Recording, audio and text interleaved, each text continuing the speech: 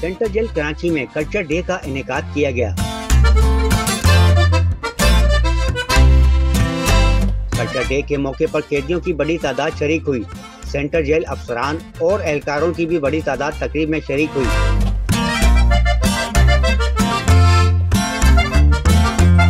सिंधी टोपी अजक डे की तकरीब के मौके पर सिंधी नगमे गाए गए। कल्चर डे के मौके पर कैदियों ने गानों पर रक्स भी किया।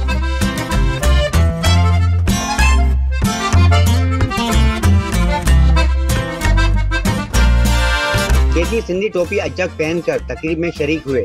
कैदियों ने अपनी गुफ्तगू में कहा कि सिंधी टोपी अजक डे खुशी अमन का पैगाम है। सेंट्रल जेल इंतजामिया का शुक्रिया कि वो इवेंट करवाती है।